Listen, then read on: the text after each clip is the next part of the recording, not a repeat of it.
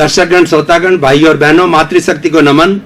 Channel 24+ news के खास विशेष अच्छा इंसान बनाने वाला, अच्छी शिक्षा देने वाला, अच्छा गुण देने वाला, बुराइयों को मिटाने वाला, एक अच्छा राष्ट्र बनाने वाला, एक वसुधैव कुटुंबकम जैसा एक विश्व बनाने वाला, अहिंसा का संदेश देने वाला, सत्य का संदेश देने वाला पुनरुत्थान कार्यक्रम में आप सभी का हार्दिक स्वागत है, अभिनंदन है, सत्कार है। पुनरुत्थान कार्यक्रम में हम प्रतिदिन नए नए विषयों के साथ में प्रवेश करते हैं और हर विषय कुछ न कुछ जीवन के लिए एक लेसन देता है, जीवन के लिए एक नया मार्ग देता है, एक दिशा देता है। इसी क्रम में आज एक बहुत विशाल विषय के साथ में हम प्रवेश हो रहे हैं। आज का विषय जो है सचरित्रता का यथार्थ। दर्शकगण, श्रोतागण, भाई और बहनों, सचरित्र का अर्थ क्या होता है? सचरित्र का अर्थ होता है चरित्रवान, मैन ऑफ कंडक्ट।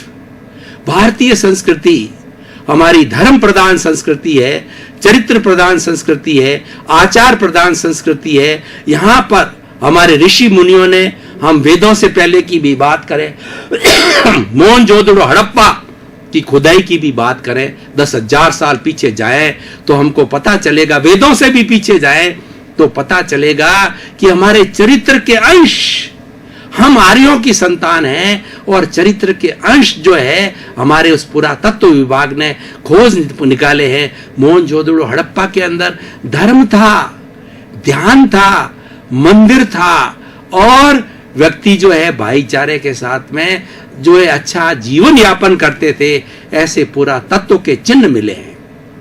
यानी हमारी संस्कृति जो है वो चरित्र प्रधान संस्कृति है और इसीलिए हमारी संस्कृति में कहा गया है, if wealth is lost nothing is lost, if health is lost something is lost, and if the character is lost everything is lost. अगर आपका चरित्र गिर गया है तो सब कुछ गिर गया।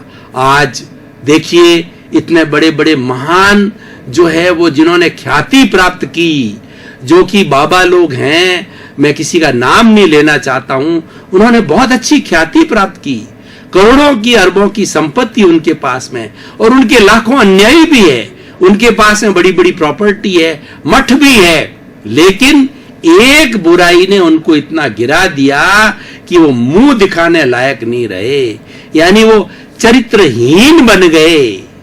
व्यक्ति के अंदर 99 गुण हो और एक चरित्रहीनता का अवगुण हो तो वो 99 गुणों के ऊपर पानी फेर देता है। इसीलिए हमारी संस्कृति में कहा गया है कि सम्यक दर्शन ज्ञान चारित्राणी मोक्ष मार्ग है। भारतीय संस्कृति पुरुषार्थ चतुष्टय की संस्कृति है।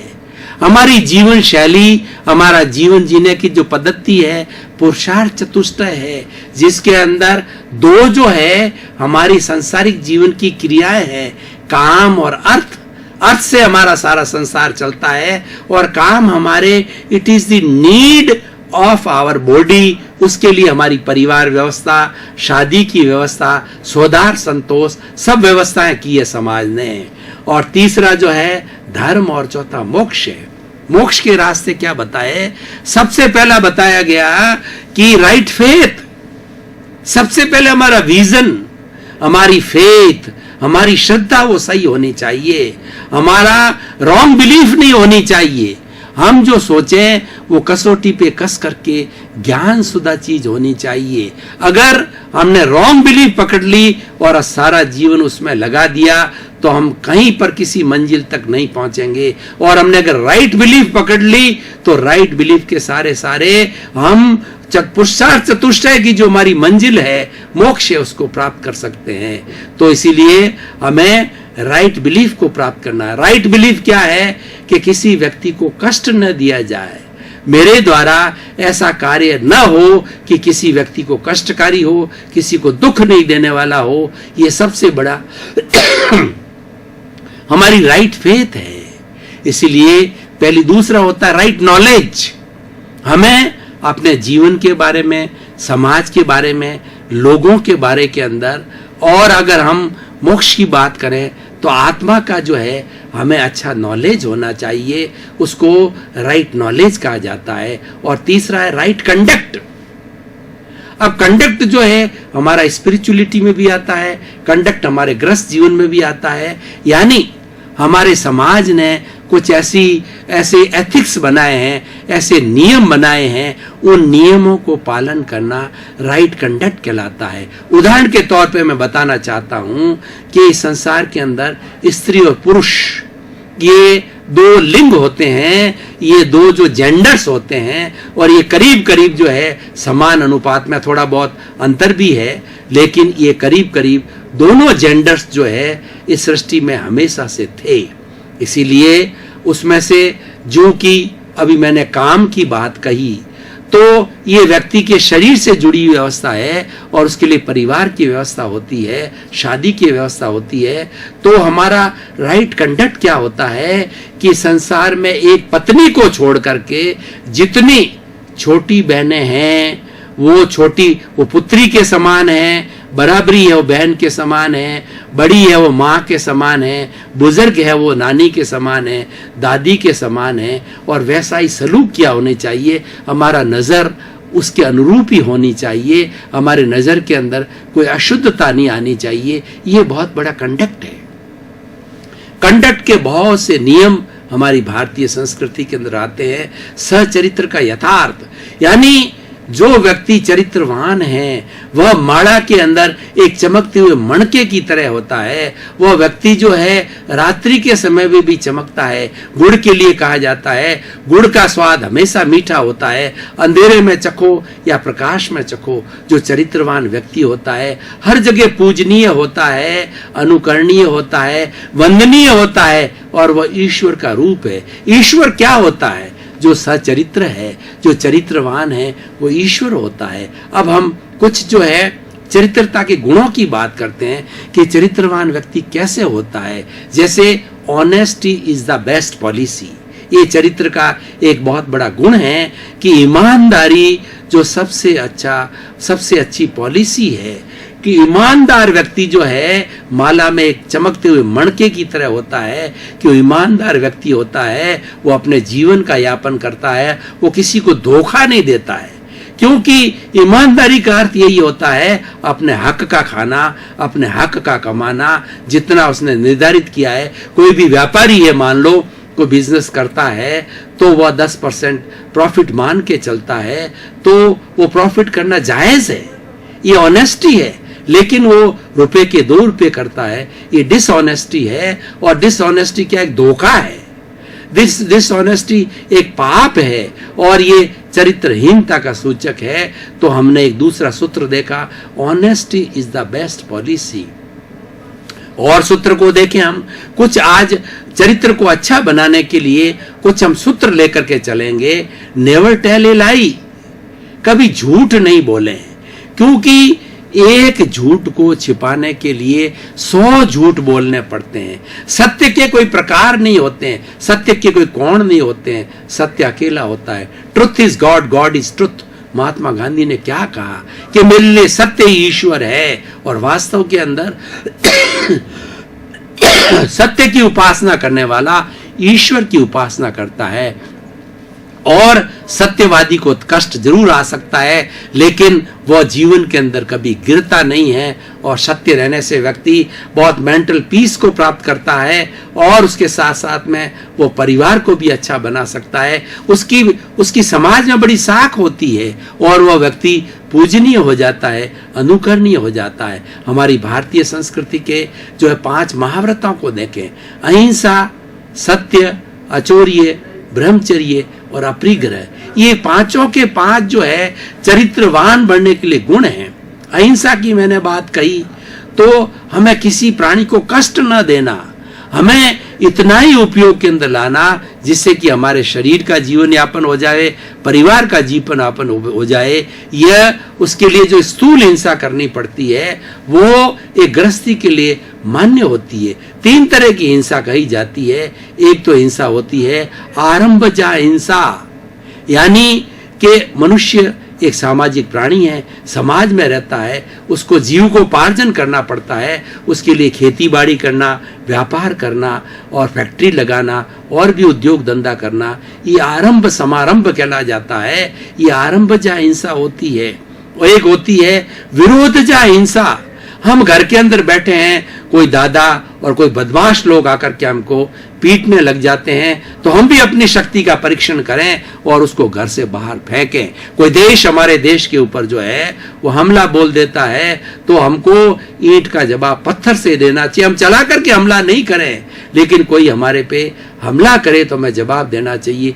ये विरोध जा हिंसा कहलाती है। लेकिन ये दोनों एक गृहस्थ के लिए मान्य हैं, क्योंकि गृहस्थ पारिवारिक होता है। और तीसरा होता है संकल्प जा हिंसा। यह किसी को मान्य नहीं है। संकल्प जा का अर्थ है कि ये गाय बेचारी जा रही है, एक भैंस जा रही है, एक कुत्ता जा रहा है, और आपने सोट उठाकर उसको मार दिया, उसकी टांग तोड़ दी, उसको कष्ट हो गया। ये संकल्प जा हिंसा है।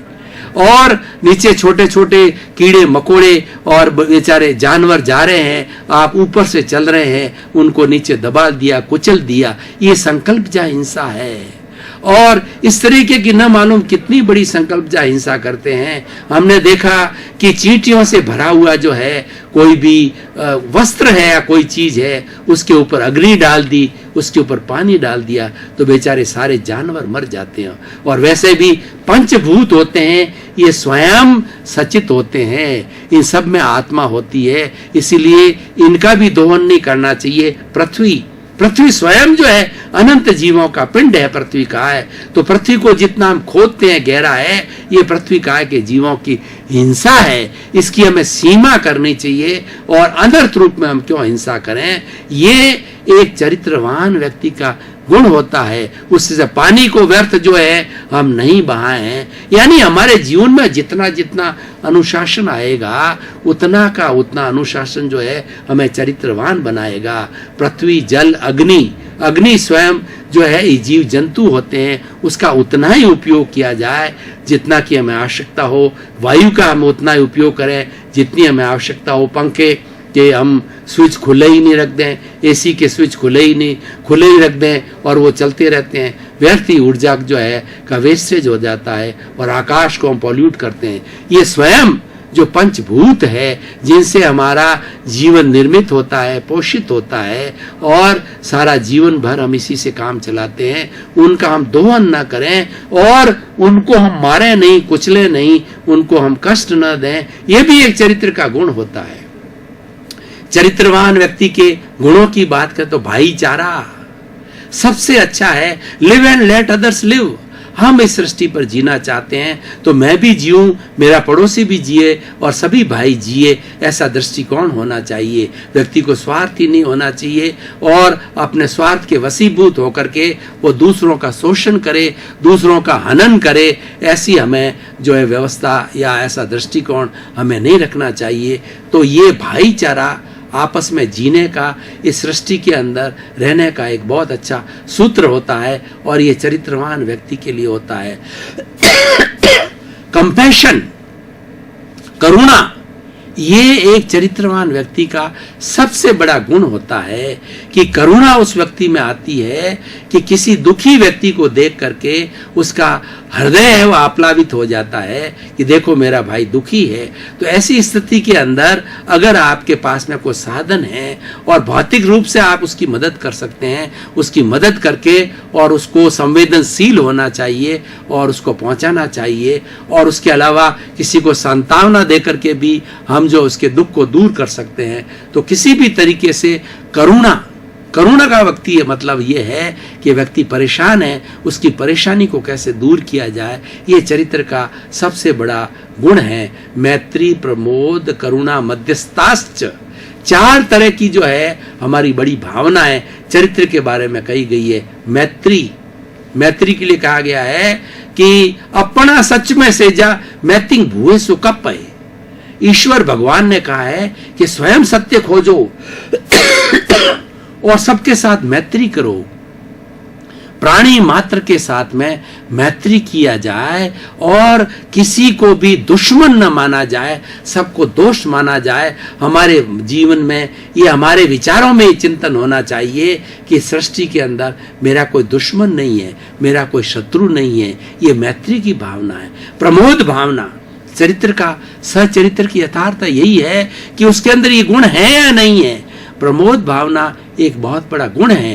कोई व्यक्ति उन्नति कर रहा है, आगे बढ़ रहा है, विकास कर रहा है, तो क्या होती है? हमें ईर्ष्या होती है, हमें जलन होती है। लेकिन प्रमोद, जो चरित्र का व्यक्ति धनवान है, चरित्र का धनी है व्यक्ति, तो वो क्या करेगा कि उसके प्रति प्रमोद भावना होगी कि देखो कितना आगे बढ़ रहा है, ईश्वर मुझे भी चांस दे कि मैं भी इसी तरह से आगे बढ़ूं और ये खूब और आगे बढ़ता रहे।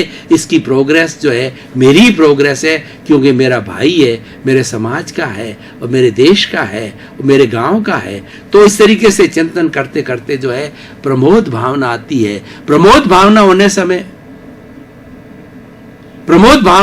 होने से जो है हमें मन के अंदर प्रसन्नता आती है, और मन के अंदर प्रसन्नता आना है, ये चरित्रवान व्यक्ति का सबसे बड़ा गुण है। चरित्रवान होने की सबसे बड़ी निष्पत्ति होती है, उसको मेंटल पीस होती है और उसका जो है चरित्र बहुत ऊंचा होता है। तो भाई और बहनों, दर्शकगण, श्रोतागण, आज के इस एपिसोड को, आज के इस विषय को हम वर्तमान के परिप्रेक्ष्य में देखें तो आज हमारा जो चरित्र का ग्राफ है बहुत गिरता जा रहा है।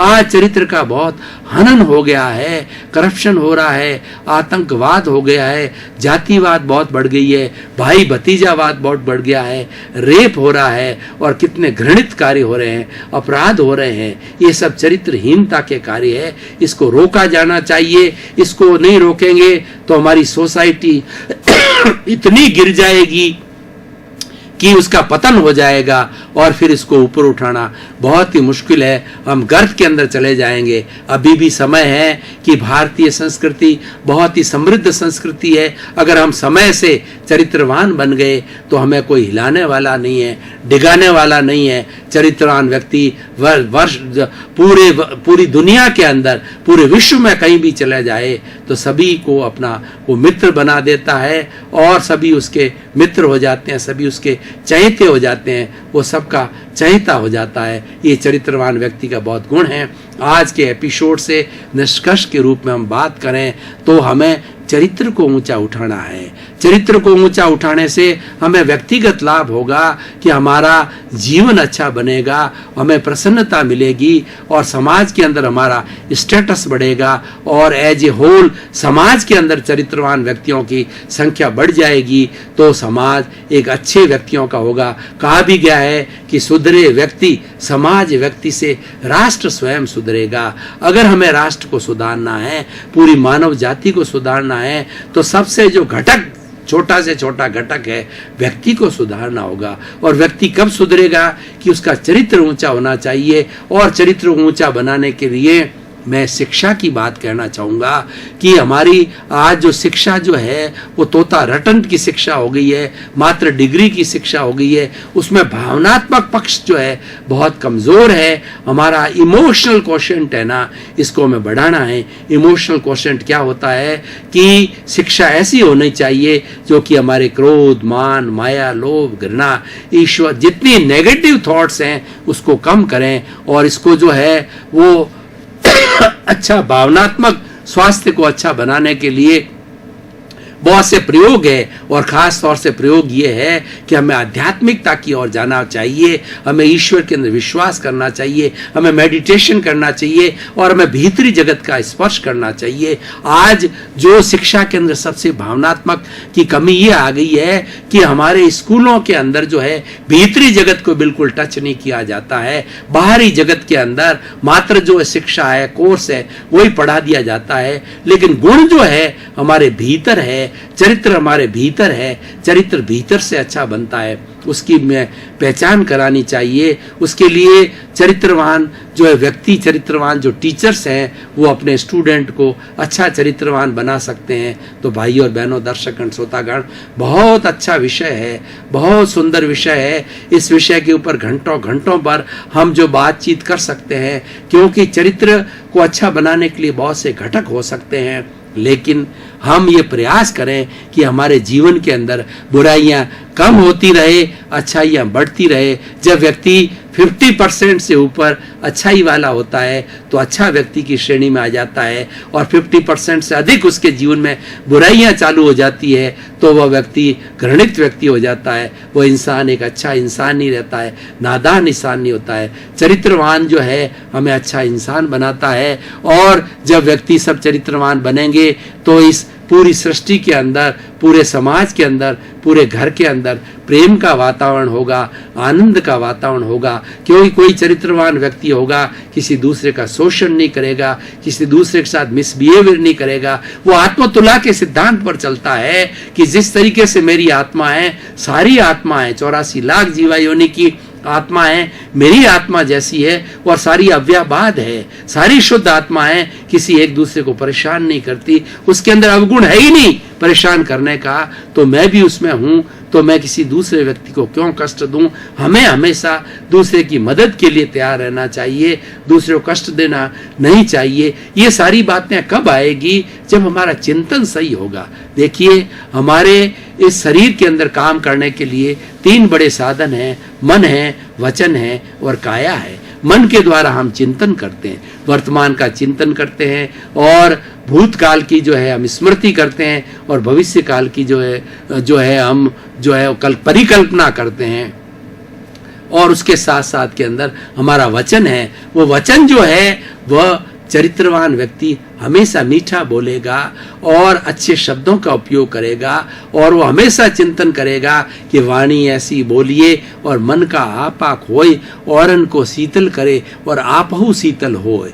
वो हमेशा दूसरों को कष्ट देने वाली वाणी नहीं बोलेगा, और जो है वो झूठ की वाणी नहीं बोलेगा, और उसके बाद के अंदर दूसरों को तकलीफ हो ऐसी वाणी नहीं बोलेगा। तो भाई और बहनों, दर्शकगण, श्रोतागण, हम जो है वर्तमान के सिनेरियो को देखते हैं कि बिगड़ा हुआ है, तो आज इस विषय की बहुत ही बड़ी संभावना है। और इस विषय के जो है हमें अपने मोहल्लों के अंदर, अपने घर में चरित्र के बारे में, अपने घर के अंदर, स्कूल के अंदर, कॉलेज के अंदर, यूनिवर्सिटी में चरित्र के गुणों के बारे में ज़्यादा बताना चाहिए। और हमारे जो चरित्रवान व्यक्ति हो चुके हैं, बड़े बड़े व्यक्तित्व है, उनके जीवन के जो गुण हैं उसके बारे में वार्तालाप किए जाना चाहिए। क्योंकि हम जितनी गुणों की प्रभावना करेंगे, जितने गुणों का हम जो व्याख्यान करेंगे, गुणों की प्रमोद भावना करेंगे, उतने गुण हमारे भीतर आते रहेंगे। और जब जीवन के अंदर गुण बढ़ते जाएंगे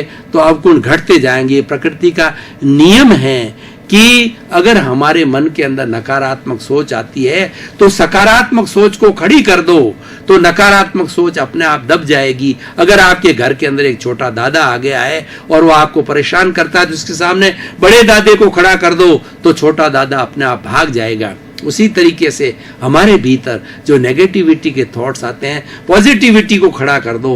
ये प्रतिरोधात्मक शक्ति होती है। प्रतिरोधात्मक शक्ति जब आती है तो वो नीचे जो पावरफुल लोग होता है वो थोड़े कमजोर व्यक्ति को दबा देता है। तो आज का सचित्र बनने के लिए सबसे बड़ी बात यह है कि हमारी बीच में जो नेगेटिव थॉट्स है, जितनी नेगेटिविटी उसको कम करें। जितनी हमारी नेगेटिविटी कम होगी उतनी हमारी पॉजिटिविटी बढ़ेगी। दर्शकगण, श्रोतागण, भाई और बहनों, आपका बहुत बहुत धन्यवाद और आपको साधुवाद। पुनरुत्थान कार्यक्रम की आप आत्मा हो। पुनरुत्थान कार्यक्रम को बड़ी दिलचस्पी के साथ आप देख रहे हो, इसीलिए पुनरुत्थान कार्यक्रम आज बहुत अच्छी ख्याति को प्राप्त कर रहा है। उसका कारण आप हो। पुनरुत्थान कार्यक्रम का उद्देश्य है सर्वे भवन्तु सुखिनः, सर्वे भवन्तु निरामया। इसी क्रम में आपका जीवन आनंदमय, मंगलमय और सुखमय हो। आपके प्रति मंगल।